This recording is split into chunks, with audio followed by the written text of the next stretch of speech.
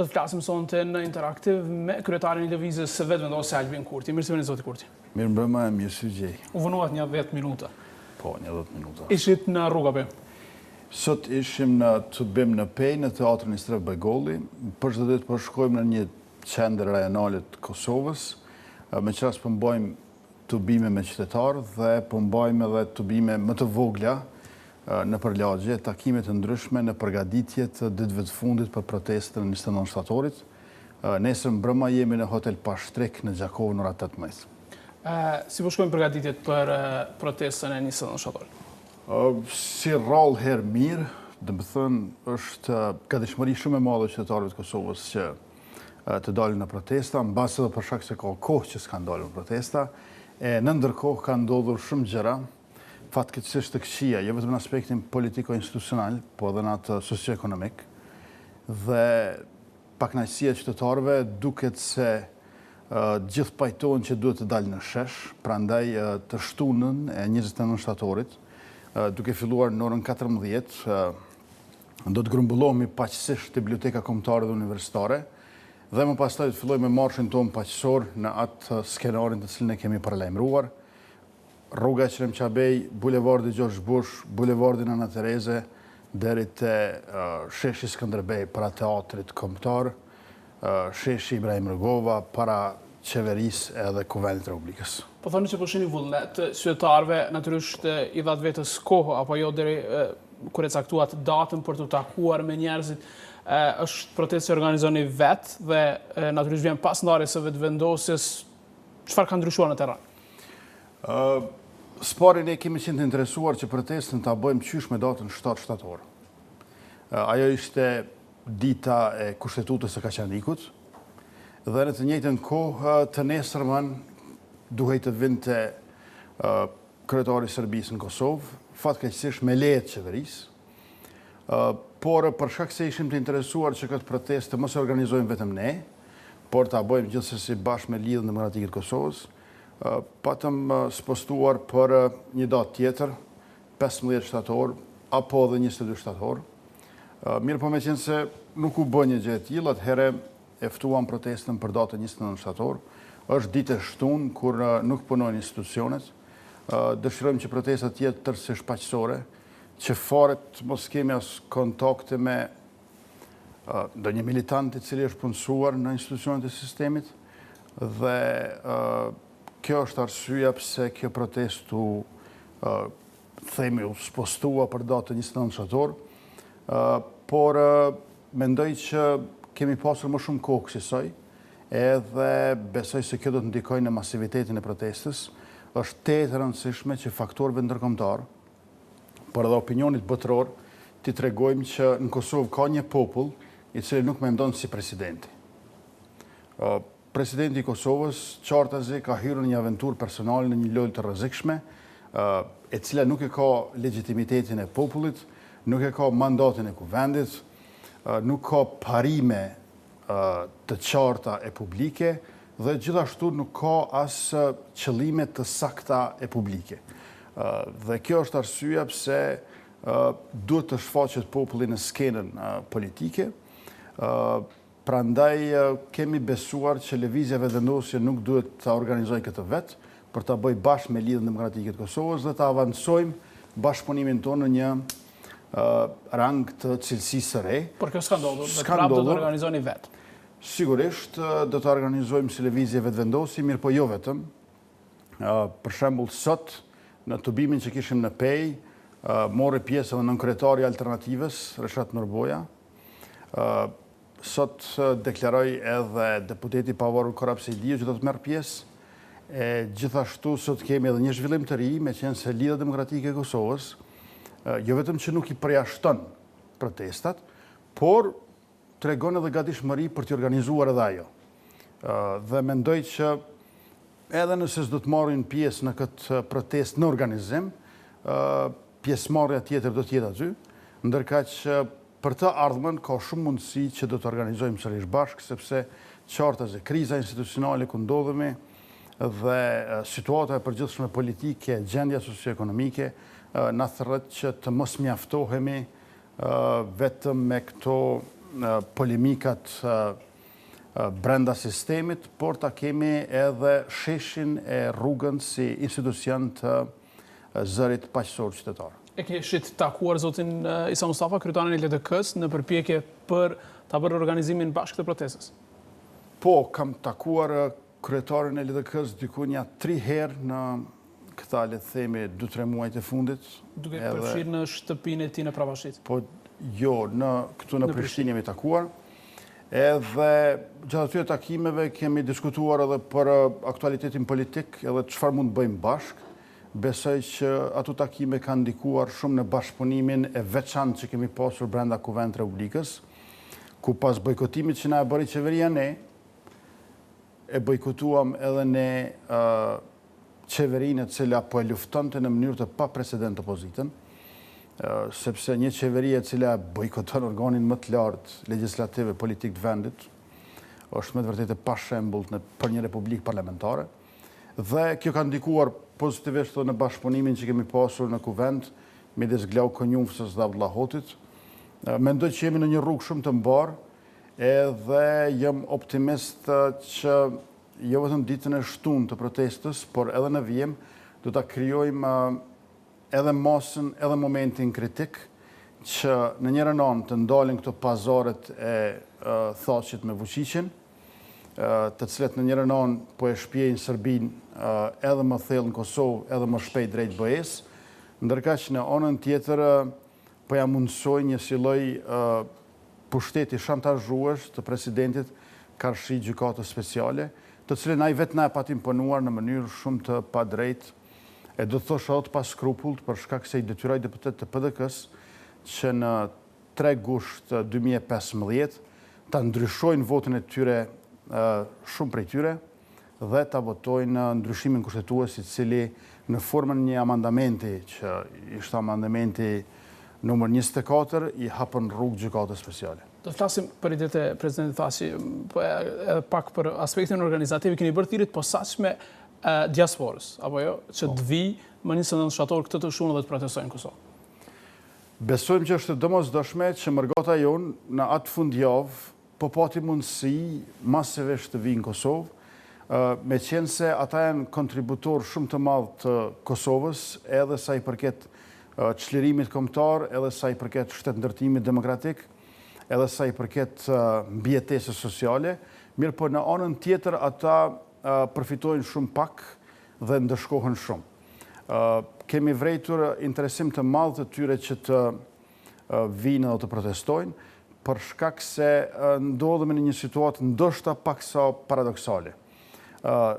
Dikur mobilizoheshim që të gjithë për shtet të pavarur. Sot kemi shtet të kapur, dhe ata që janë të pavarur nga shteti janë forca kryesore për të ecur para.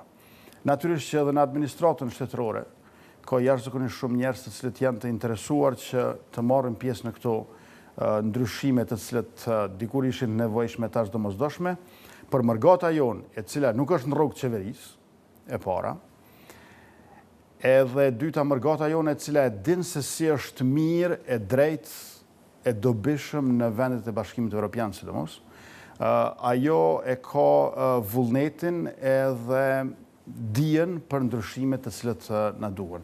Në vitin e kaluar i kanë sjellur 760 milion euro në kanalet zyrtare, pa e llogaritur këtu dasmat që i financojnë verës, muajt e mjaltit, pushimet verore, e shpesh herë edhe makinat e gatshme të cilët u lënë familjarëve këtu e si marrin me veti bashkë me parat kesh. Dhe nëse i mbledhim të gjitha këto janë më shumë se 1 miliard. Buxheti i Kosovës është rreth 2 miliardë euro. Pra, nuk ka një vend tjetër në Evropë, ndoshta edhe më gjerë se kaq, ku mërgata e një vendi sjell gjysmën e buxhetit të shtetit. Ndoshta këto diasporat irlandeze, greke, armene, hebreje sjellin më shumë para se jona, po jo në këtë raport me buxhetin e shtetit, edhe ju e dini fort mirë që ata duhet të votojnë para se të fillojë fushata. Dhe në për ambasadën e konsulata nuk lejohen që të votojnë. Ne kemi Kosovën në Gjermani, si shtet. E kemi Kosovën edhe në Zvicër si shtet. Ambasada dhe konsulata e Kosovës në Zvicër dhe në Gjermani është Kosova në Gjermani dhe në Zvicër, e cila nuk ua mundësën mërgatës tonë që të votojnë aty. Dhe kjo është një për e provozimit që të bëni për reformën zgjedhore. Po patjetër ne dëshirojmë që mërgata jonë të ketë drejt të votojnë në ambasada dhe në konsulata, sepse pushtetit e drejtanishme e kanë dëshiruar paranë e mërgatës, por jo votën e mërgatës. Sepse shkon kryesisht për ju. Po nuk shkon kryesisht për ne, nuk e di për kë shkon kryesisht, sepse asnjëherë nuk e kemi parë sasinë e saj të proporcionale në vendin tonë. Çdo i treti qytetar i Kosovës nuk është banor i Kosovës. Është e vërtetë që shumica atyre që kanë votuar për neve. Mirë, pa është një numër minor në krahasim me mërgatën e madhe që e kemi ne në Gjermani dhe në Zvicër sidomos, po edhe në Skandinavi, në Britani e në Shtetet e Bashkuara të Amerikës. A keni marrë leje nga shpëndameti për protestën? Nuk e di ja kemi marrë leje, por e di që kemi bë publike skenarin. Do të njoftojmë edhe një herë publikisht për këtë gjë, por nëse nuk e kam gabim, sepse nuk jam marrur me çdo hollësi të organizimit, e kemi lejen për binën të cilën do ta vendosim në sheshin Skënderbej. Që duhet nga komuna e Prishinës të verët. Dhe tjetra nga policia. Çka do ta konsideroni si protestë suksesshme zoti Kurti? Çfarë pjesëmarrje e thamë se rrethanat kanë ndryshuar, kishit protesta masive kur ishit bashkë me AKN dhe nismën kundër demarkacionit dhe asociacionit. A besoni se mund të përsëritet një protestë e tillë si 9 janarit 2015? Kjo protestë do të jetë tërësisht paqësore dhe çdo individ në protest i cili del nga marshi ynë paqësor, nga skenari ynë paqësor në përgjithësi, do të konsiderohet prej organizatorëve si i infiltruar i pushtetit. Pra, fund e krye do të jetë protestë paqësore dhe jo vetëm kaq, kjo protestë do të ketë aty grupe muzikore me cilat do të përfundoj ajo. Nuk mendoj që asnjë protestë mund të jetë si një protestë tjetër. Edhe nuk mund të ecim para as me përsëritje në kuptimin teknik të fjalës, as me nostalgji në kuptimin emocional të fjalës. Prandaj kjo do të jetë një protestë e re dhe duam të jetë protestë masive e cila do të zë lajmet kryesore të mediave botërore, sepse është e rëndësishme të tregohet që ai presidenti i Kosovës, të cilin e pa në konferencën e Albah, nuk e ka mbështetjen e qytetarëve të Republikës. Besoj që njerëzit e dinë këtë gjë, por duhet ta mësoj bota, sepse është vështirë të gjendet në një vend tjetër, jo vetëm në Evropë, ku pikpamjet edhe shtegu i presidentit është kaq i ndryshëm prej disponimit edhe qëndrimit të popullit. Ne duhet ta dëshmojmë që për dallim për i presidentit, nuk jemi bërë pishman që është shpallur pavarësia e Kosovës dhe na kanë njohur 115 shtete. Presidenti po thotë që do të bëjmë një marrëveshje me Serbinë. Ajo marrëveshje nuk dihet ta njihet prej ndonjë. Por ne kemi 115 njohje që në një farë mënyre po rrezikohen. Dhe i është dhënë një argument i fuqishëm Serbisë. Thotë që sot është argumenti i Serbisë, meqense se ajo mund të thotë, ja, rezistenca që i kam bërë unë njohjes pavarësisë Kosovës, dhe gjithashtu rezistenca që i kanë bërë shumë vendet e botës, ka qenë e arsyeshme, meqense doli presidenti, që aso kohë ishte kryeministër kur lexoi deklaratën e pavarësisë, tash po thotë që kufit nuk janë në rregull, duhet të ketë korrigjime, duhet të ketë kompromise të dhimbshme, e të tjera, me fjalë tjera, ky është bërë argumenti i Serbisë. Dhe është të rëndësishme që populli sot të shfaqet në këtë protestë paqësore masivisht. Presidenti Pasi flet vazhdimisht për ato që ai quan korrigjim të kufive, zoti Kurti, thotë se nuk do të ketë shkëmbim, se nuk do të jap veriun, por thjesht do t'ja bashkangjes luginën e Preshevës Kosovës. Sporja i ka folur për kompromis dhimbshëm. Asnjëherë nuk e ka shpjeguar kujt ja shkakton dhimbjen ky kompromis. Po është për të marrë me mend se ka fjalën për Kosovën. Nuk e ka fjalën për dhimbjen në trupin e tij, por në trupin e shtetit Kosovës. E dyta, një gjë që ka kaluar pa u vrejtur shumë në këtë konferencën në Alba, ishte jo përgjigja e Thaqit, jo anglishtja keq e tij, jo një lloj mini shoku që përjetoi aty presidenti sloven Borut Pahor, i cili e lëshoi kokën në shuplak të dorës se me gjos nuk mund beson të çfarë po dëgjon, teksa presidenti i Serbisë i thoshte këtij tonit don't say anything, mos thuaj asgjë. Pra ishin aq të afërt me njëri tjetrin, se kishin bërë një farë ujëdije diku në prapa skenë atje dhe tash duhet marrin vesh të tjerët. Ne nuk kemi pasur asnjëherë afërsi të liderit Kosovës me të Serbisë sikur këta dy. Bile edhe në shekullin e kaluar duhet mendohesh pak që ta gjesh një këso lloj afrie. Por thelbi ishte në fakt tek pyetja e moderatorit atij paneli. Edheni, ndonjëherë e vërteta konsiston tek përgjigja, por ka momente e situata kur e vërteta konsiston tek pyetja. E pyetja e moderatorit për bindjen time ishte më thelbësore se përgjigja e thaqët. Që ishte? A do t'jep një territor për marrëveshje? Dhe ky nuk tha jo. Përderisa ky nuk tha jo, çka do të thotë është e paranceshme. Pra pyetja e moderatorit është e vërteta. Jo përgjigja e këtij që domethënë krijon situata komike me me mosshkatësi në atë situatë. Pra pyetja ishte e vërteta, a jep territor për marrëveshje? Edhe unë besoj që kjo është çështja.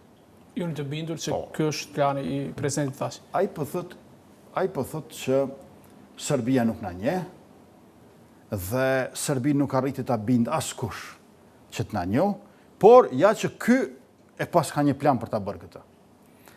Edhe duket që ai po e përdor luginën e Preshevës si karrem për t'i bërë qytetarët shqiptar pjesë të procesit të tij avanturesk, meqense karremi paraprak, ulse në OKB nuk i ndezi.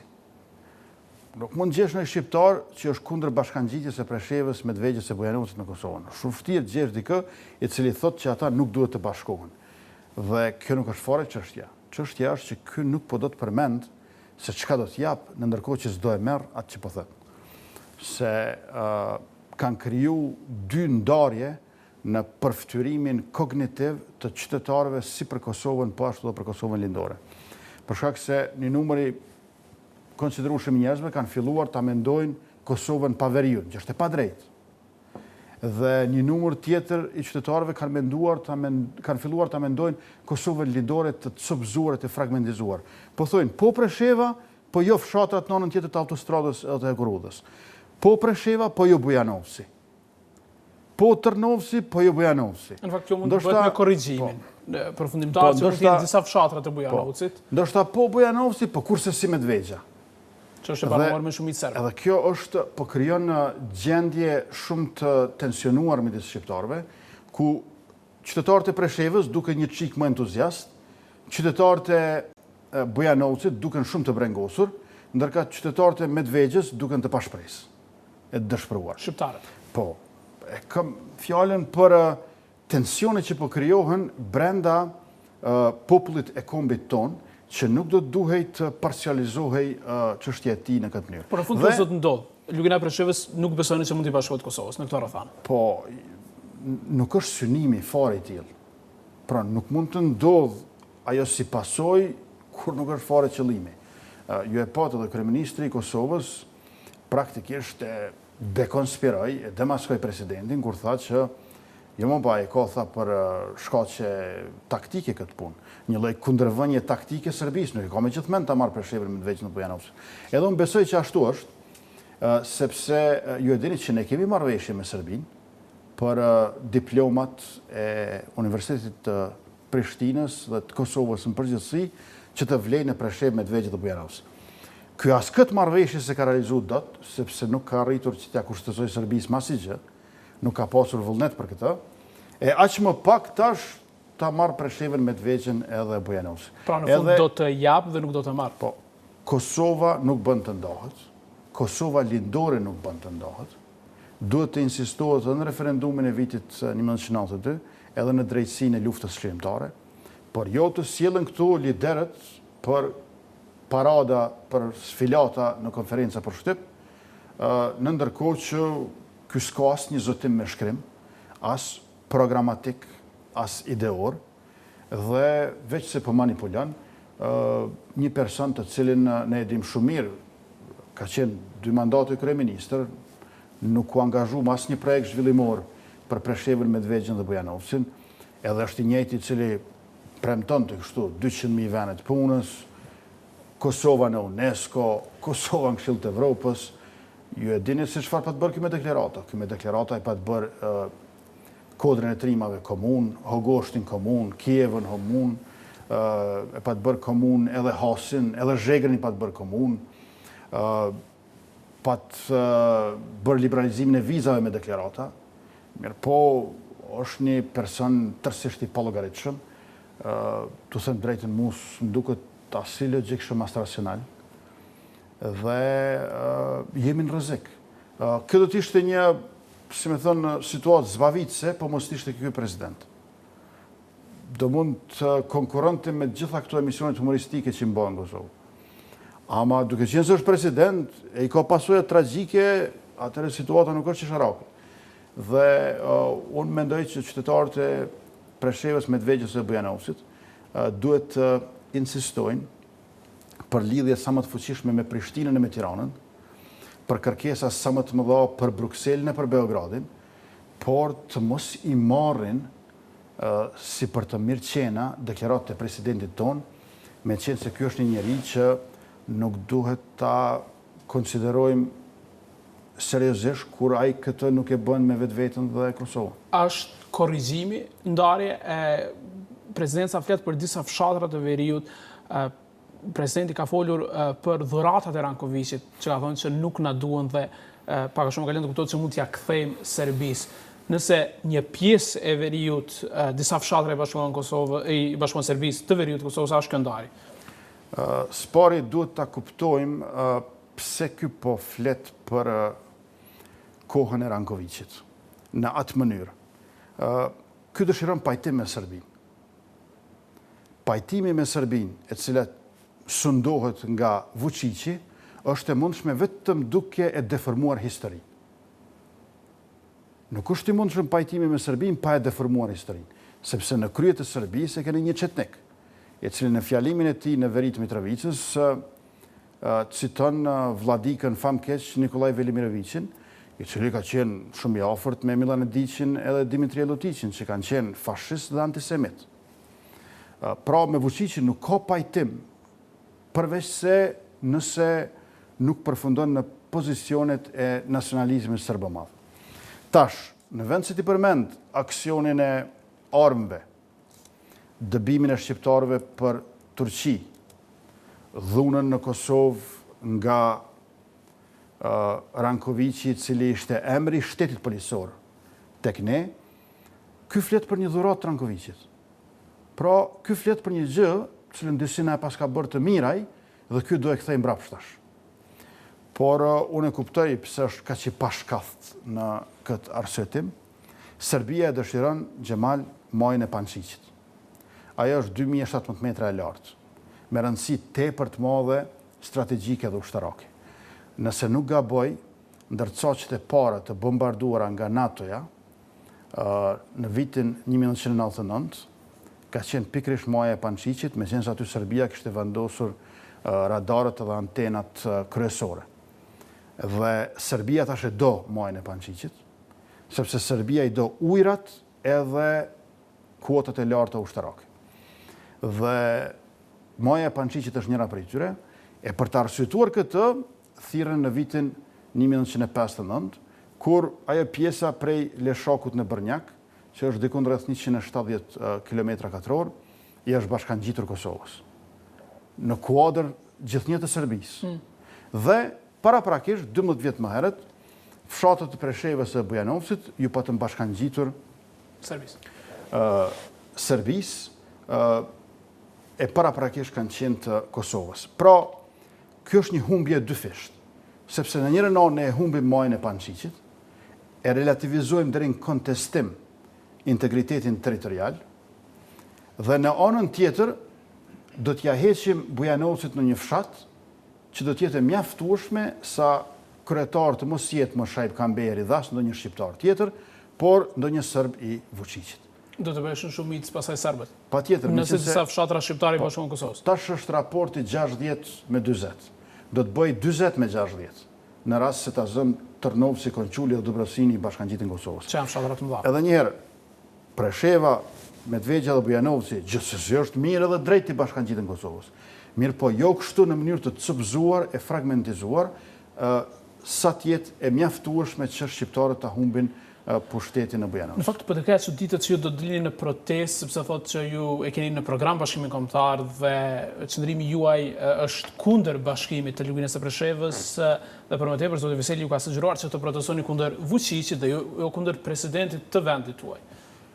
Shikoni, ne edhe kundër Vučićit protestojmë. Çdo protestë vetëvendosjes janë të rralla protestë vetëvendosjes që nuk janë kundër Serbisë.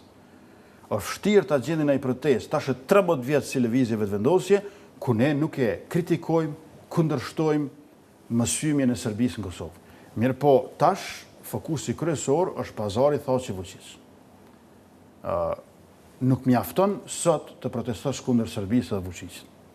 E para do të jetë të ndalohen pazaret thotë Vučić, gjithsesi të kundërshtojmë planet e Serbisë këtu, por besojmë që është e nevojshme të theksojmë edhe aspektin social e ekonomik, me qenë se në ndërkohë që këta përgatisin marrëveshje për të ardhmen, ne për çdo ditë po jetojmë më keq në Kosovë dhe është domosdoshme që këto skandalet që dikur ishin mujore u bën javore, tash u bën ditore të qeverisë, të ndërpriten me zgjedhje të reja parlamentare, besojmë ne. Dhe ka vetëm një njeri i cili ka më shumë interes se lëvizja vetëvendosje për zgjedhje parlamentare. E ky është vetë kryeministri Haradinaj. Me qenë se është një lloj sekreti publik që ai si kontrollon ministrat e vet. Ministrat, kryeministrit Haradinaj ja kontrollon Thaçi. Të gjithë. Po, është vështirë me gjithë në një që ju. Po, prej atëre, keni pa rastin e arrestimit Gjuriqit që ky dilte me vonesë pas dite, ndonë se zgjohet herët, që nuk dëgjoj për këtë punë, pastaj për ata 6 shtetasit turk që u deportuan, nuk i kontrollon ky ministrat e vet. Dhe që të ndërpritet edhe ky makth i kryeministrit, është më mirë të shkojmë në zgjedhje parlamentare. Lëvizja vetëvendosje si opozit, edhe Lidhja Demokratike si opozit, e kanë thënë zëshëm dhe fuqishëm si asnjëherë më parë, si askush tjetër, që zgjedhjet janë zgjidhja, por natyrisht ne këtë nuk e vëmë në rend të parë. Në rend të parë janë pazaret thotë Vučić. Me qenë se fundja çka duhet ty pushteti kur e humbet shtetin. Ne nuk duam pushtet pa shtet. Na duam edhe shtet, edhe qeverisje e cila është shërbim e jo sundim. Çfarë roli zoti Kurti ka Tirana në gjithë këtë muhabet? Është përmendur që në fakt kjo është një ide e iniciuar nga kryeministri shqiptar Edi Rama. Ju keni qenë atje, nuk ka pasur ndonjë njoftim, po vetë zoti Rama ka thënë që ju ka takuar. Po. Çfarë roli ka? Në fakt zoti Rama doli në përkraje të asaj çfarë po bën zoti Thaçi pra me korrigjimin e kufive. Besoj që ngjajshmëria e qëndrimeve të kryeministrit të Shqipërisë edhe presidentit të Kosovës konsiston në këshilltarët e njëjtë që i kanë. Jo në ata dy. Unë nuk mund ta kuptoj që dikush mund mendoj që Rama ka ndonjë vlerësim për presidentin e Kosovës, qoftë intelektual, politika, moral. Nuk e besoj këtë. Tjetër është çfarë thuhet. Ama i kanë këshilltarët e njëjtë, i kanë korrierët i kanë të njëjtë, edhe vendorët të huaj, po sidomos vendor. Edhe mendoj që ata janë pjesë e problemit. Tash në takimin që kam pasur me kryeministrin e Shqipërisë Edi Ramën, kam insistuar që ai të insistoj në qëndrimin aksiomatik të politikës së jashtme të Shqipërisë dhe shqiptarëve në përgjithësi, që ka shprehur në takimin me Vučićin në Beograd, kur shkoi për herë të parë, e kjo ishte zotëri president njihe pavarësinë e Kosovës. kjo duhet jetë fjalia jone parë karshi Serbisë. Vetëvendosja beson që duhet kemi edhe 2 fjali tjera. Fjalia e dytë duhet jetë dëmshpërblimet e luftës, të pagjeturit, kërkim falja e kështu me radhë, pra ballafaqimi i Serbisë me të kaluarën e saj kriminale, dhe fjalia e tretë duhet jetë reciprociteti të drejtave, se më shumë ka shqiptarë në Serbi se në Kosovë. Mirë po, fjalia e parë duhet jetë njihe pavarësinë e Kosovës.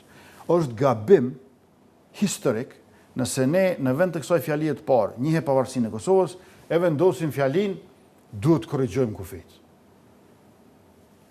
Edhe ky ka qenë zotin Rama. Sepse ai doli në përkrajet idesë së zotit Thasi.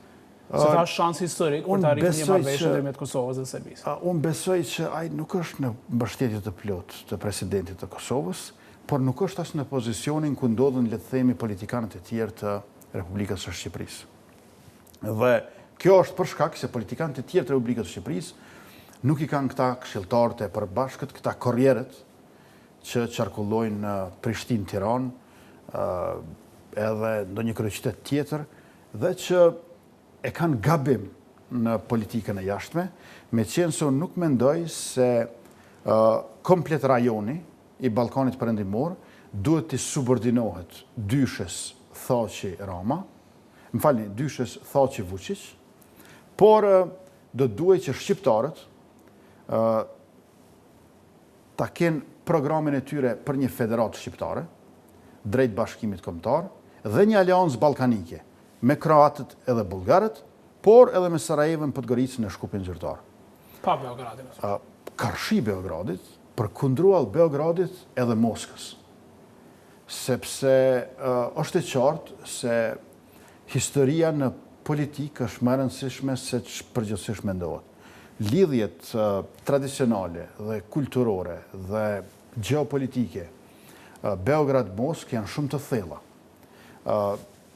Shteti i Serbisë, prej autonomisë në fillim të shekullit 19 e deri tek mbetësia në Kongresin e Berlinit, vjen si koncesion i perandorisë osmane ndaj Rusisë cariste. Dhe kjo gjenezë në shekullin 19 e Serbisë unë nuk besoj që është harruar as në shekullin 21.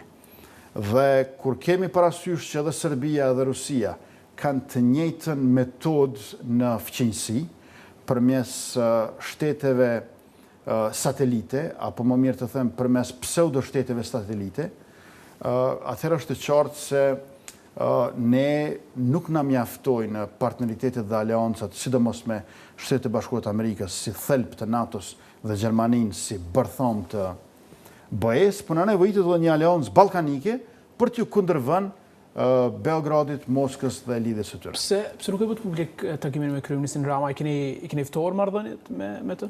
Jo, nuk është varur prej meje çfarë takimesh bëj publike, domethënë unë kam takuar shumë herë kryeministrin Rama në këto, le të themi, 2-3 vitet e fundit. Disa takime janë bërë publike, disa janë bërë publike. Takimi i fundit ka qenë 2 orë e gjysmë ndoshta në vilën qeveritare në Dërmi. Por pastaj kur takova disa politikanë të tjerë, ata i bën publike takimet. Kjo ka qenë ishte në kohën kur e takuat edhe ish kryeministrin Sali Berisha. Po jo, ish kryeministrin dhe ish presidentin Berisha e kam takuar më vonë. Po ashtu edhe ministrin Bushati e kam takuar më vonë. Spore e kam takuar kryeministrin Rama. Dhe po e theksoj edhe një herë, po bashkimi kombëtar nënkupton ndryshim kufeve. Mirë po, jo në pazare me Serbinë, dhe duhet fillojmë me heqjen e kufirit Kosovë-Shqipëri. Ndryshimi i kufeve në dritën e projektit bashkimit kombëtar nuk nis me pazare fshatrash me Serbinë. Ata që thonë se kufiri i Kosovës është kufi i Rankovicit, duhet ta kuptoj një gjë, që edhe kur ta bëjmë bashkimin kombëtar, një pjesë e mirë e kufirit të Krahinës Socialiste Autonome të Kosovës, që tash është kufi i Republikës Kosovës, do të vazhdoj të mbetet, jo i tëri. Mirë po, kufiri i cili do të hiqet krejtësisht, do të ndryshohet aq shumë sa që s'do të ekzistoj, është kufiri në Morin, është midis Kosovës dhe Shqipërisë.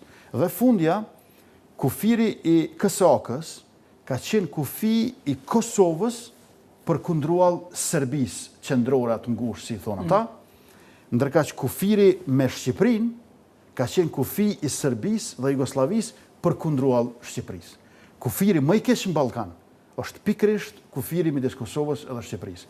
E një ma unë e Shqipërisë, kur vjen Kosovë, duhet të sjellë në dogan aty 5 letra. Më të integruar e ka Shqipëria, kufirin me malin e zi, në Moriçan e në Sukubin, në anë të malit atje, në zonën midis Shkodrës edhe Ulqinit, sësa ky kufiri këtu në Morin. Pra, ne du të bëjmë bashkimin ekonomik Kosovë-Shqipëri. Çka e ndalon kryeministrin Haradinaj dhe kryeministrin Rama ta bëjnë TVSH-n e njëjtë, ta bëjnë liberalizimin ekonomik Kosovë-Shqipëri, që do ta bëjë më pak të nevojshëm liberalizimin e vizave. Sepse ne do të dëshirojmë që të jetojmë këtu. Është thënë që e mbani përgjegjës në një farë forme zotin Rama që të ketë ndikuar në ndarjen e partisë tuaj, zoti Kurti. Prandaj edhe i keni ftuar më Jo, nuk është e vërtetë. Unë asnjëherë nuk kam deklaruar kështu dhe nuk mendoj që kjo ka të bëjë me të fare. Pse takuat Berishën, çfarë roli mund të ketë ai në këtë mohabetin e kufive? Unë i kam takuar të gjithë, sepse është në pyetje interesi kombëtar. Kam takuar edhe politikanë të tjerë që nuk janë bërë publike, se për mua nuk ka qenë thelbësore çka do bëhet publike, çka do bëhet publike. Kam takuar edhe në Maqedoni politikanë, edhe do të takoj sërish. Mendoj që do të takoj edhe më shpesh se sa në të kaluarën, për shkak se janë momente vendimtare në kushtet e një loje shumë të rrezikshme të një njeriu, e ne themi që një popull do duhet të nënshtrohet një njeriu, e do ta zgjeroj edhe më tutje që një komb nuk i nënshtrohet dot një njeriu. Prandaj në këto rrethona pa dallim i kam takuar gjithë politikanët, pavarësisht dallimeve që kemi në të tashmen e problemeve që kemi nga e kaluara. Tani, ky qëndrim i ri i presidentit Thas që thotë që është ndikuar edhe nga mundësia e ndryshimit të qëndrimit amerikan. Ishte ambasadori Delawi që para disa muajsh e tha këtu pra që do ta pranonte Amerika nëse palët arrindur një marrëveshje, pastaj deklarata e këshilltarit për siguri kombëtare zotit Bolton për mundësinë e ndryshimit të kufive. Se shihni qëndrimin amerikan dhe a besoni që qëndrimi gjerman i kancelares Merkel për mos ndryshimin e kufive do të triumfojnë në fund? Shtetet e Bashkuara të Amerikës janë aleatë dhe partneri jonë kryesor. Unë besoj se kështu do të mbetet. Për vendin e dytë e ka zënë e unë besoj që duhet ta zë Gjermania. Por ajo çfarë po bën presidenti i Kosovës, po dëshiron ta zëvendësoj Gjermaninë me Rusi. Dhe nuk është rastësishme që shkoj të takoj Medvedevin. Edhe në një emision televiziv tha se gjë puna e Medvedevit, tha duhet shkoj të takoj Putinin. Pra, një farë mënyrë, pe një studio televizive në Tiranë, ambasadorit rus në Tiranë, i kërkoi takim me Putinin. Dhe ndonse trumpetohet takimi i tij i ardhshëm me presidentin Trump, më shumë bëhet fjalë për një synim, për një fotografi me të, sepse atje në New York do të bëhen rend presidentët që të fotografohen me... E bëjnë çdo vit, do të fotografohen gjithsesi amerikan. Pra, ai synon fotografi me Trumpin për takim me Putinin. Sepse Shtetet e Bashkuara të Amerikës do të vazhdojnë të ngelen faktori kryesor, edhe duhet të jenë asaj, po ai dëshiron të zëvendësojë Gjermaninë me Rusinë. Kjo është substanca. Pra, takimi me Trumpin është forma, është madje edhe më pak se aq, është lustra. Substanca është marrëdhënia e re që ky dëshiron të ndërtojë me Serbinë dhe me Rusinë. Dhe në këtë kuptim është tetë rrezikshme trajtimi politikës jashtme si një biçikletë fëmijësh, të cilën presidenti e lëviz në mënyrë rapide në çfarëdo kohë që i teket atij. Dhe jo vetëm kaq, unë mendoj se për vjeshtën e vitit 2018 do të mund të flitet me shumë pietet si koha kur filloi fundi i presidentit Thaçi, ose si koha kur shqiptarët e posaçërisht Kosova bën gabimin fatal historik. Prandaj kjo protestë 29 shtatorit është tetë rëndësishme. Për të cituar sërish kryeministrin Ramaj, duke përgjigjur zoti Berisha, por natyrisht edhe qëndrimeve opozitare këtu në Kosovë, ka pyetur si mund ta shuani argat të Serbisë dikë si zoti Thaçi, i cili ka luftuar gjatë luftës dhe gjatë gjithë këtyre viteve, sipas kryeministit Rama, sërish pra ka bërë kaq shumë, ka sakrifikuar kaq shumë për Kosovë. Besoj që edhe kryeministri i Shqipërisë e di se një argument i tillë nuk është i qëndrueshëm, por kjo tregon se sa i pambrojtshëm është bërë presidenti i Kosovës. S'ke si e mbron Thaçin çfarë po bën. Pra, duhet të përfundosh në argumente shumë të brishta, në arsyetime të paqëndrueshme nëse provon ta mbrosh këtë president. Është e vërtetë që në Shtetet e Bashkuara të Amerikës politika karshi Ballkanit, por sidomos politika e jashtme në aspektin global, nuk është homogjene, sikur se dikur. Zyrtarë të ndryshëm deklarojnë ndryshe. Jo të kundërt me njëri tjetrin, po megjithatë ndryshe. Dhe unë besoj që Serbia po e shfrytëzon këtë hapësirë.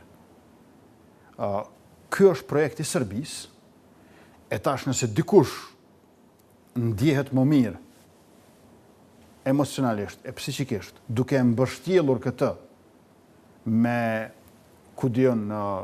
ndryshime apo tërmete gjeopolitike, është problemi tyre.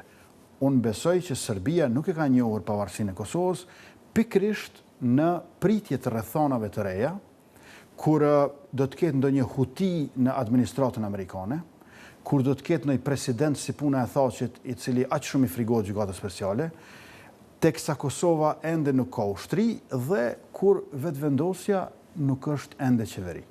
Pra, një kombinim i këtillë i rrethonave ka qenë pikërisht shpresa e Serbisë dhe unë nuk besoj që kjo ka të bëjë me ndryshimin e politikës amerikane. Vrejnë me kujdes, Shtetet e Bashkuara të Amerikës, qëndrimi i tyre, le të themi, i koaguluar nga gjitha vektorët, jo vetëm të deklaratave, por edhe të interpretimeve të tyre, është se ju nuk keni vijat kuqe për të negociuar, sepse fundja i pranojnë dy shtetet pavarura. Në marrëdhënie bilaterale, nëse ndërhyj një shtet i tretë, është një lloj shkelje. Por ata thonë që nuk do të thotë se e pranojnë marrëveshjen në fund. Pra kanë vija të kuqe për rezultatin, ndonë se jo për procesin. Dhe në këtë kuptim, kjo i bie që Shtetet e Bashkuara të Amerikës po na thonë neve, ne ju pranojmë si shtet i pavarur. Nëse ju i keni rënë pishman dhe keni filluar negociatat me Serbinë, ne jemi të brengosur dhe s'kemi çfarë ju bëjmë. Por këtë pendes të juj, këtë pishmanllëk të juj, për pavarësinë e juj, nuk është të thënë që ne e pranojmë si ujdi përfundimtare me Serbinë. Pra një farë mënyre, Shtetet e Bashkuara të Amerikës ende janë duke na mbrojtur neve, por ato nuk mund të na mbrojnë neve nga presidenti ynë. Shtetet e Bashkuara të Amerikës me bon stilin, KFOR-in, NATO-n, edhe tash Mali Zi është në NATO, na mbrojnë nga ndonjë mësymje serboruse, por vështirë të mbrojnë nga vetvetja. Ju e dini, kur si figura e subjektit që duhet ta mbrosh nga vetvetja është e pacientit në shmendin. Aty është ajo këmisha e të marrëve ku duhet ta mbrosh njeriu nga vetvetja. E konsideron të tillë presidentin Thaçi. Jo, situata, po them, edhe figura është e këtill ku Shtetet e Bashkuara të Amerikës janë në hall, sepse tash nuk po duhet të na mbrojnë nga Serbia dhe Rusia, po nga vetvetja. Dhe ish kryeministri i Shqipërisë dhe ish presidenti i Shqipërisë gjatë takimit që kishim tha një gjë në mënyrë pikëlluar, do të më thosha, se tha nuk kam menduar që vjet dita ku takohen lideri i Kosovës edhe ai i Serbisë dhe në bazë të qëndrimeve që mbajnë, unë nuk e di se cili është cili. Të flasësh për kompromis të dhemshëm, për borxh që ja pas kemi Serbisë për shkak të dhuratës së Rankovicit, të flasësh për pajtim me Serbinë, kur Vučići thotë që Miloševići është lider i madh. Me të vërtetë ka qenë pa imagjinueshme para jo shumë muajve. Dhe në këtë aspekt, unë besoj që opinionit publik ndërkombëtar duhet t'ja përkujtojmë se kush është Vučići. E kam përshtypjen që edhe Tirana zyrtare, edhe Prishtina zyrtare kanë dështuar që t'ja u shpjegojnë Amerikanëve dhe Evropianëve se kush është Vučići. Vučići në një intervistë Xhemal thotë që 3 herë në jetën e tij është dehur deri në humbjet vetdijes. E para, kur Crvena Zvezda është bërë kampione në futboll në Evropë në vitin 1991. E dyta, kur është vrarë gazetari Slavko Quruvia gjatë bombardimeve të NATO-s, një gazetar opozitar. Dhe treta, kur me 12 mars të vitit 2003 është vrarë ish-kryeministri Zoran Gjingjić. Merrni me mend, Serbia ka një president i cili prej 3 herëve që është dehur në jetën e tij, 2 herë është kur ka vdekur dikush, kur është vrarë dikush mizërisht. Dhe është i njëjti person i cili 2 javë para se të vritet Gjingjići ka qajtur në BIN në një miting në Beograd kur Shesheli dërzoi vullnetarisht në Hag. Natyrisht që unë nuk mund ta vërtetoj, mirë po ka mjaftueshëm indikacione që Sheshel ka shkuar vullnetarisht në Hag pikërisht për shkak se do të vritej Gjingjići. Vetëm 2 javë më vonë vritet Gjingjići, e Sheshel vetëm 2 javë paraprakisht shkon vullnetarisht në Hag edhe nuk qëllon në Beograd, kur ndodh ky sulmi i organizuar, e një lloj puçi atje. Për një shekull e gjys që ekziston shteti i Serbisë, vetëm 2 vjet e gjys kanë pasur një lider demokrat, edhe atë jo plotësisht. Zoran Gjingjići, edhe ajo plotësisht. Edhe e vron. Vučići është pasoja direkte e vrasjes Gjingjićit.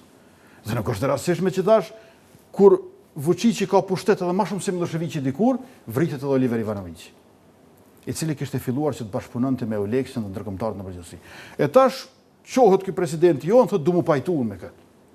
Kena 1500 pa gjetur, i kena 20.000 gra e vajza të dënume, i kemi 10.000 civil të pambrojtur e të parmatosur të cilët janë masakruar, 860.000 u patën depërtuar, 120.000 shtëpi shkatruara, dhe këtë du të pajtohet. Po pajtimin e kërkon gjelati, jo viktima. Ma gjeni një viktim që thotë du të pajtohet me gjelatin. Gjithmonë agresori, gjelati, kriminali është ai i cili ka interes për pajtim, jo viktima. Na jemi populli i viktimizuar. Si bëhet tash që ne kemi një përfaqësues që vrapon të gjelati edhe i kërkon pajtim.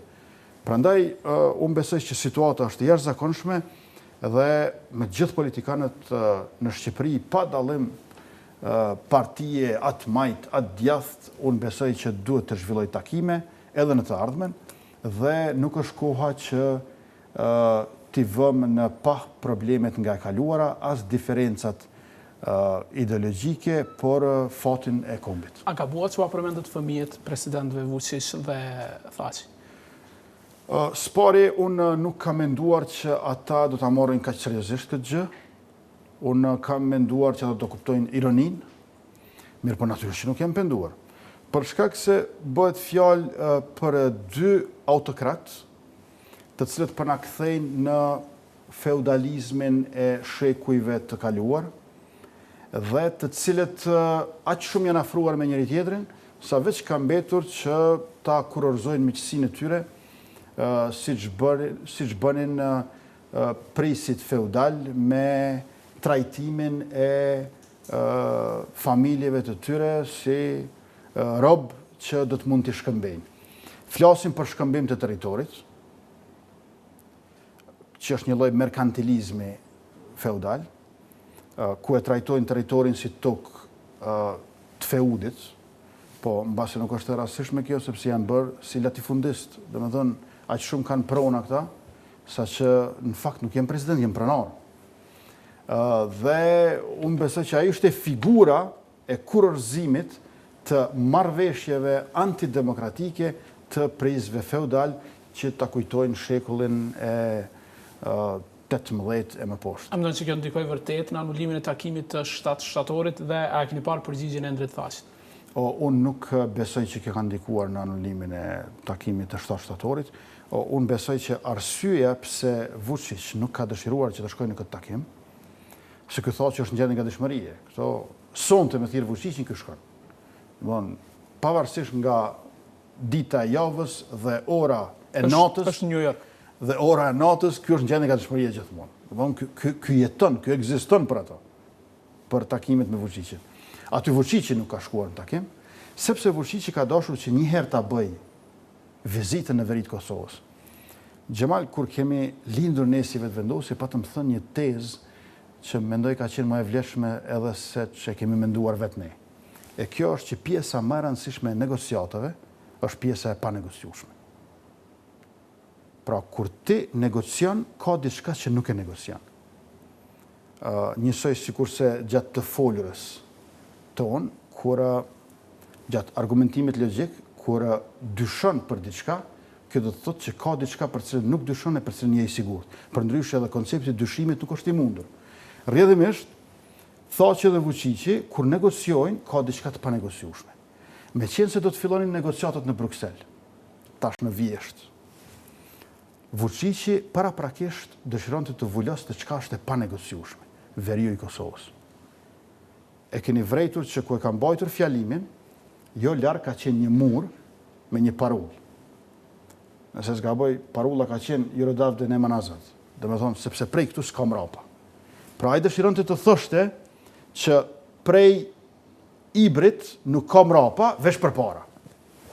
Jo e keni parasysh atë deklaratën ironike të gjithë liderëve serb që thonë çka është e imja, çka është e jotja është e negociueshme. Pra, edhe këtu Vučići dëshironte të vulloste çka është e panegociueshme, veriu i Kosovës, dhe mandej fliste Graçanica, Klokoti, Parteshi, sa para do të jap Majtas, Djathtas e kështu me radhë. Pra, ai nuk dëshironte të hyjë në negociata në Bruksel pa e vullosur të panegociueshme. Dhe këtu ka bërë një gabim fatal qeveria e Kosovës, që i ka dhënë leje për të hyrë në Kosovë, e mandej me demek nuk po jep leje për Skanderaj, sepse u bë pjesë e lojës Vučićit. Unë besoj që në bajnë Skanderaj, më mirë ta kishte ndalur populli, se sa një nën leje brenda lejes. Pra, populli doli në Skanderaj. Po natyrisht shumë mirë bëri që doli. Qytetarët e Drenicës. Ama po them, një qeveri që jep leje Vučićit të hyjë në kufirin verior, e pastaj thotë këtu nuk bën të hysh, një farë mënyrë e konteston vetë integritetin territorial të shtetit tonë të pavarur. A keni një përgjigje për Endret Faqi? Jo, nuk kam përgjigje. E keni parë përgjigjen e tij? Po, e kam parë përgjigjen e tij. Nuk kam. Nuk dënjon përgjigje. Ua ka përfshirë familjen. Po, s'ka, kupton, ai nuk ka kuptuar çka kam thënë. A i besoni përkushimit të kryeministrit Haradinaj që ta kundërshtojnë ndryshimin e kufive? Unë besoj që ai është kundër ndryshimit të kufive, por unë besoj gjithashtu që ai nuk ka qëndrim politik për të cilët mbahet fort, sikurse për karrigën e kryeministrit. Pra ai mbahet fort për karrigën e kryeministrit dhe rrjedhimisht i luhatën të gjitha qëndrimet. Qartazi, presidenti i Kosovës po i shantazhon ministrat në krye me Haradinajn, sepse u thot unë shpërbëj këtë qeveri, me që rast këta e din që nuk do të kenë më ndoj shans tjetër për të qenë aty ku janë, dhe ky mjet i kërcënimit të Thaqit po funksionon fatkeqësisht shumë të Haradinaj. Unë mendoj që Haradinaj është koha e fundit që vet ai të interesohet për zgjedhje të reja parlamentare, sepse është kryeministër i një qeverie që s'është e tij. Dhe sa më shpejt që ta bëj këtë gjë, aq më mirë do të jetë. Thaqi është në pikën më të ulët të rejtingut politik për gjatë gjithë karrierës së tij prej 2 dekadave. Mirëpo, pika më e fortë e këtij presidentit të dobët është kryeministri i dobët. Thonë, kryeministri i Kosovës ndjehet si me faj në atë pozitë, për shkak se për gjitha grupe parlamentare është lideri i pestë. Dhe me thonë, në rregull do duhet që lideri i partisë më të madhe të jetë kryeministër, nëse nuk është i partisë më të madhe të jetë i partisë dytë. Hajde dhe se me ndonjë mrekulli edhe i partisë tretë, për i partisë pestë, kjo është e pashembull. Edhe unë besoj që i levërdis vetë zotit Haradinaj që të kthehemi në popull, të kërkojmë legjitimitet të ri, për një parlament të ri dhe për një qeverisje të re, dhe unë besoj që kjo i kontribon shumë edhe ndaljes së pazareve të presidentit, nëse këtë ndalje vetë Haradina i ka seriozisht. Ju ka quajtur Qyçan, zoti Kurti, për shkak se ju e keni quajtur hajn apo jo me çështjen e veteranëve. Po, jo, unë kam reaguar ndaj sulmit që ja bëri prokurorit Eles Blakaj. Vreni me kujdes se si dy prokuror, kur u bën kaq të famshëm në vendin tonë.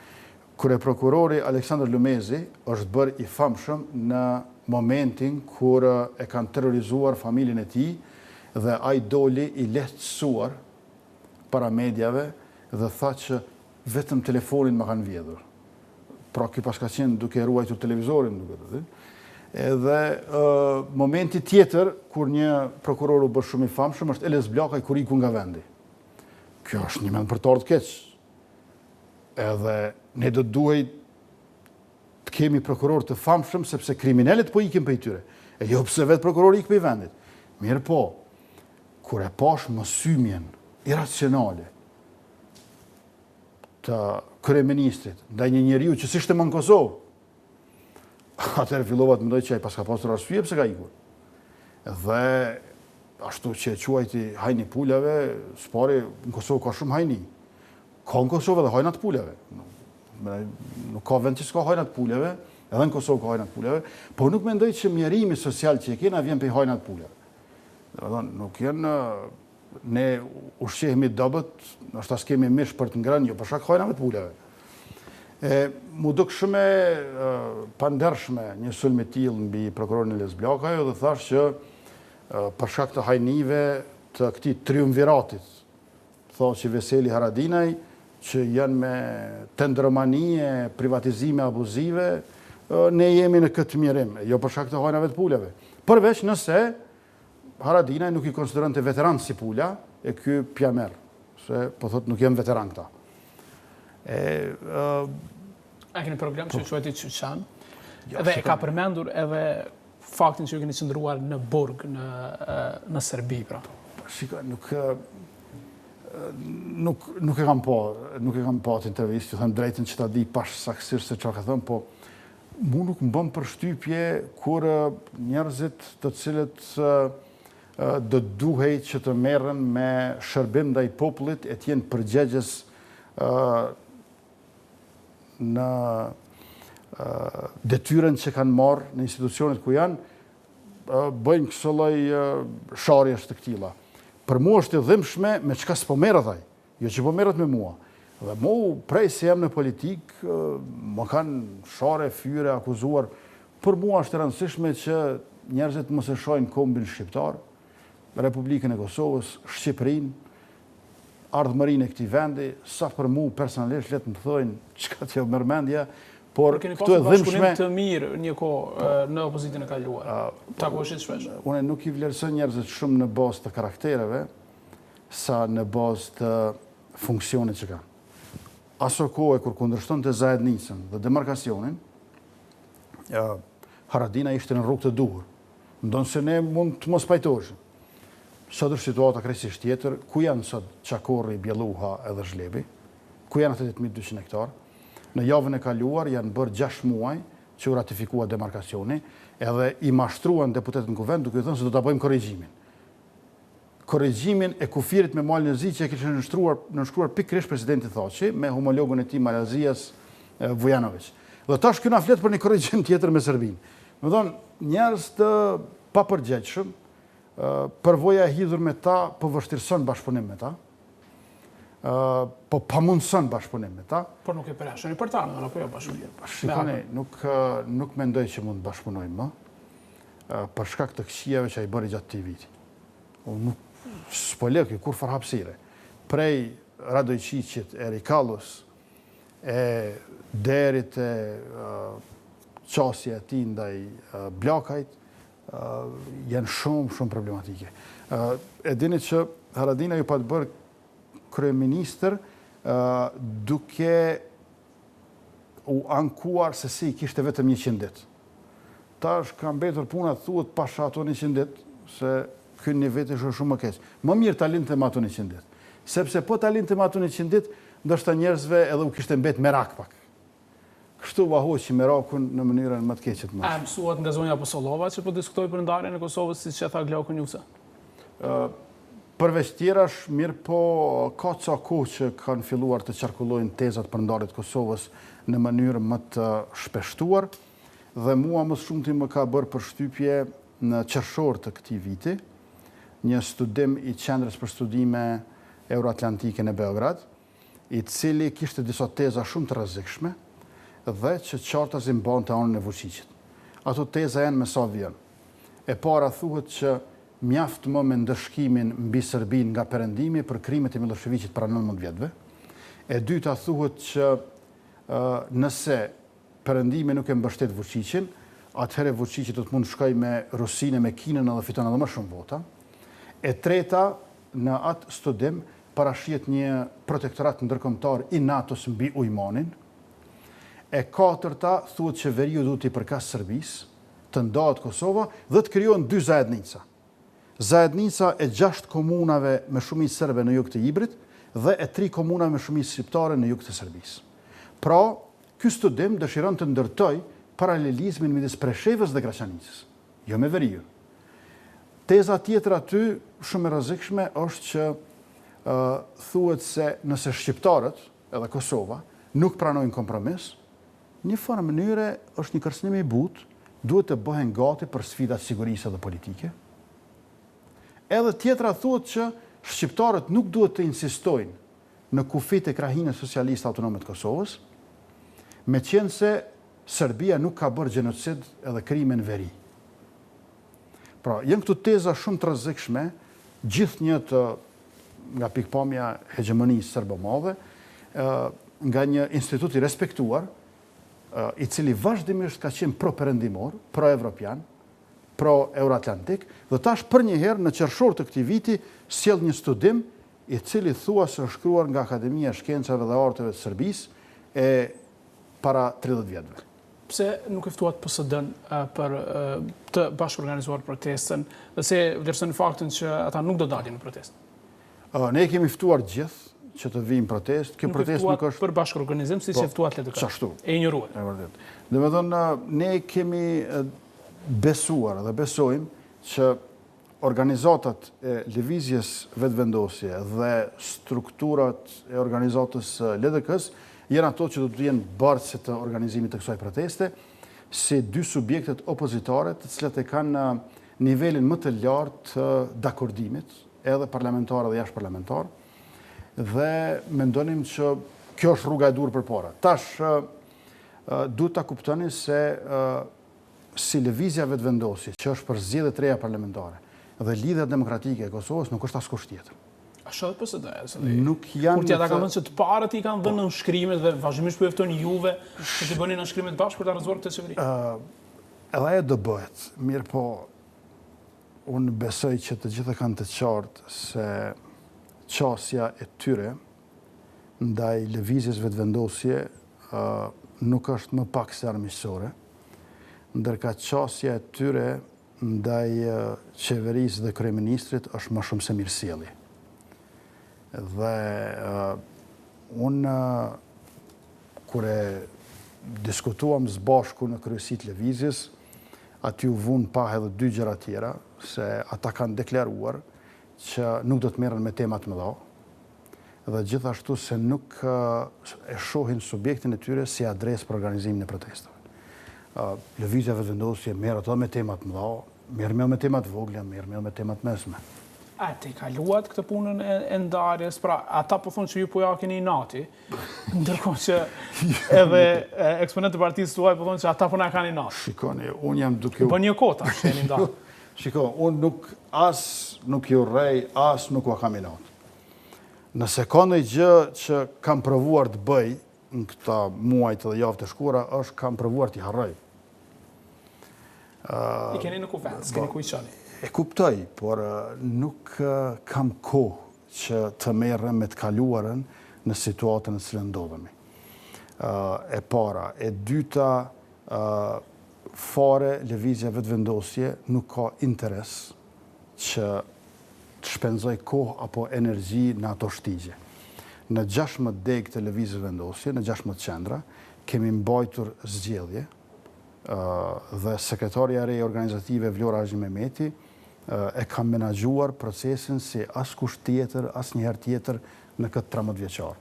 Është sekretare më e mirë se Dardan Ullisi. Në 8 qendra, prej 16 qendrave, sa i kemi, ka pasur kundër kandidat. Që s'kishte marrë? Më herët ka pasur shumë më pak, por edhe pakënaqësitë kanë qenë më të mëdha. Tash unë besoj që nuk e dija mendon ajo ashtu, po unë besoj që suksesi Vlora Haxhi Mehmetit në lëvizjen vetëvendosje vjen nga fakti që për dallim ndoshta edhe shumë prej nesh, ajo shpenzon shumë kohë në planifikim dhe të menduar, e më pastaj ekzekutimi është i shpejtë.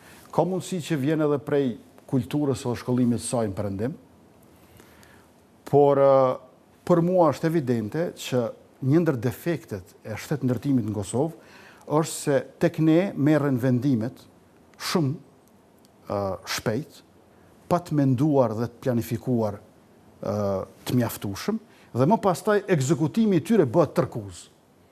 Shihni edhe ministrit, edhe institucionet e tjera, vendimet janë bukur shumë arbitrare, dhe më pastaj thuhet valla nuk po bëhet. Valla s'po shkon, po nuk po shkon se s'ke planifikuar.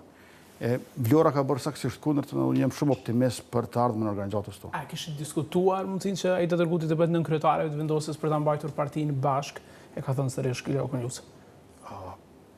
Nuk më kujtohet, nuk e besoj, po është e mundur, po është e parancishme. Sepse dëshirojnë të aljeni pas.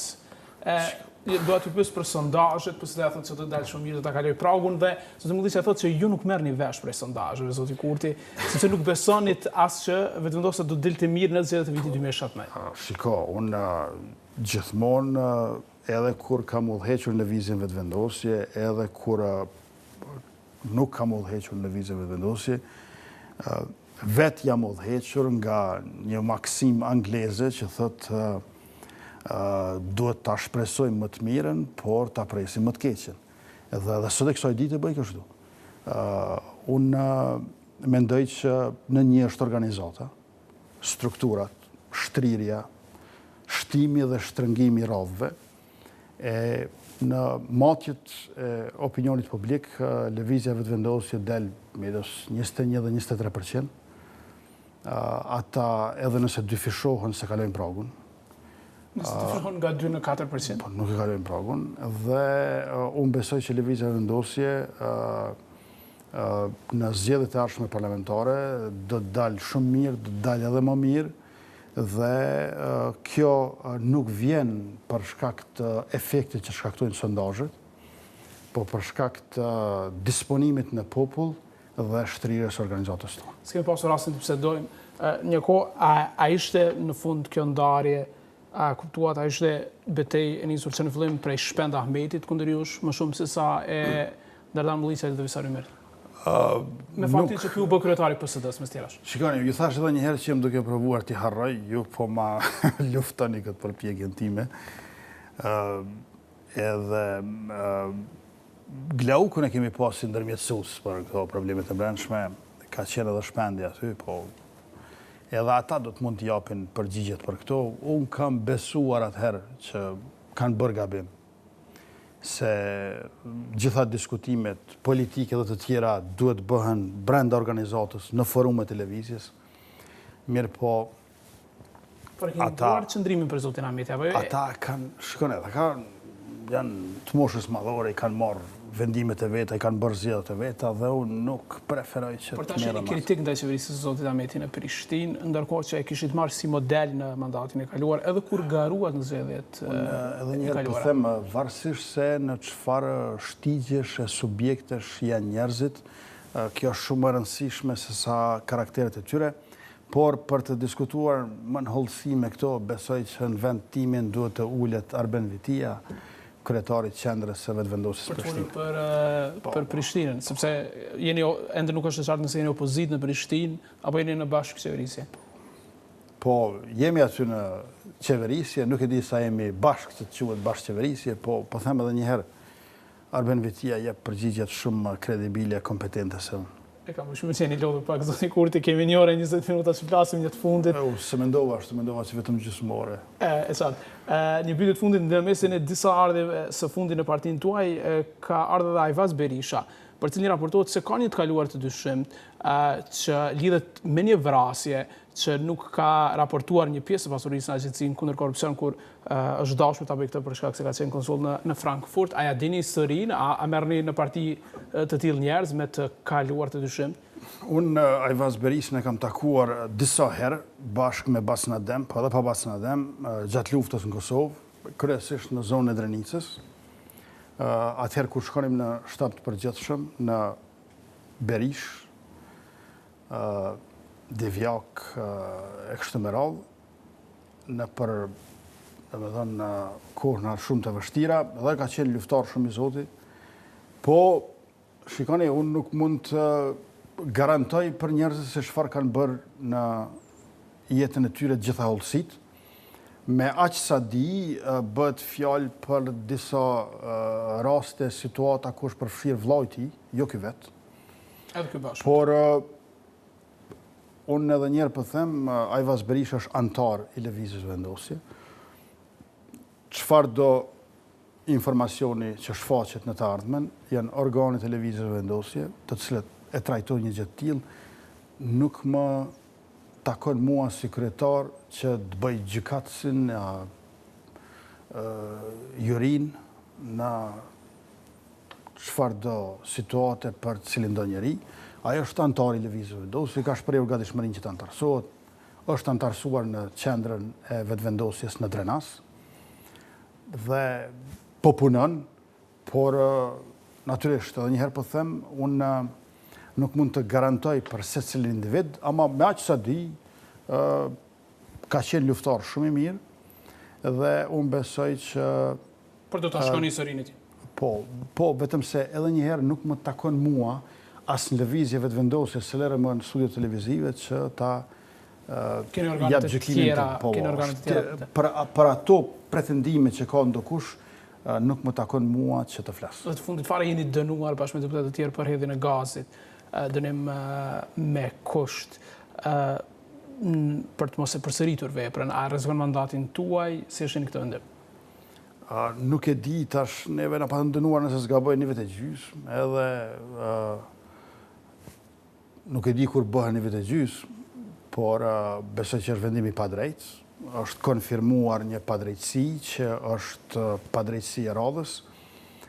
Veprimet tona kanë qenë tërësisht politike dhe janë vërtetuar që kanë qenë të drejta me kalimin e kohës për shkak të pasojave dhe për shkak të vendimit të gjykatës kushtetuese aso kohe. Sot madje edhe vetë pushteti në krye me presidentin thonë që zajednica është gabim.